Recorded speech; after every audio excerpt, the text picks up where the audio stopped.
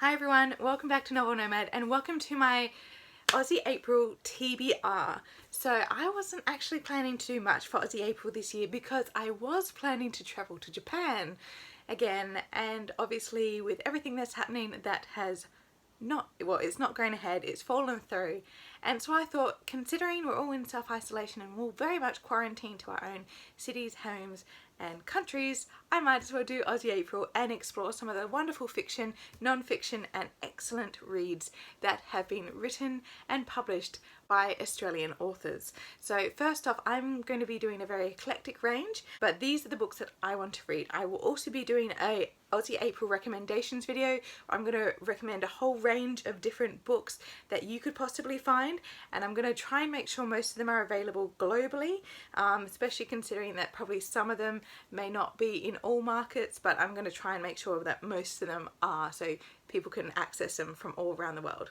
First off, because I absolutely love poetry at the moment, and I actually saw Ali at the Adelaide Writers Week. I'm going to be reading her collection, Ruby Moonlight. So it's Ali Colby Eckerman, and her poetry was absolutely stunning, and I thoroughly love listening to it, and I've heard nothing but amazing things about this poetry collection, but I'm so excited to get into it. Next, another Adelaide Writers Week selection, and that is I Choose Eleanor by Lucia Osborne Crowley. This is more of an essay non-fiction on domestic violence recovery and reclaiming your own voice, and I think this is going to be absolutely amazing.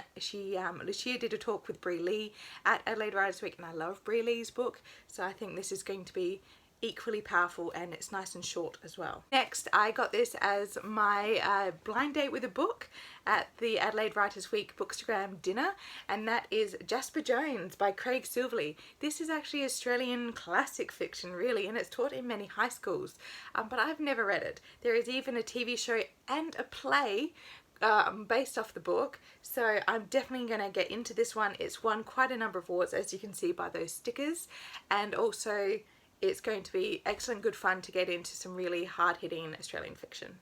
Next, luckily enough, my book club is actually going to be reading The Lost Flowers of Alice Hart by Holly Ringland. So it follows a young woman who takes over her family's native flora farm, and of course Australian flowers are beautiful and I love them, so I thought this was a perfect book to read during this time. Next, I am undecided on what I want to read for my more of a history non-fiction as well, even though I do have I Choose Eleanor as non-fiction. I wanted to pick up a history one because it also is going to be on my Reading Women TBR that I've got, and those two are Stasiland by Anna Funder, which is going into East-West Germany just after the fall of the Berlin Wall, and apparently it is ridiculously amazing, the amount of historical narrative that she was able to capture from that very confusing time. And the other one is quite a chunker, and that is Claire Wright, The Forgotten Rebels of Eureka. Now I read the Claire Wright's other one, which is You Daughters of Freedom, which is about the women's suffrage movement in Australia, specifically in South Australia, very proud to say. But yeah, so this is really fascinating, and this one is about the women of the Eureka Stockade, or during the gold rush in Australia. Mainly Eureka is from regional Victoria, and that happened probably late 1800s, and when that happened, there was a Eureka Stockade, so basically the workers took over the mine area, and the women were actually quite enterprising and lots of business owners at the time.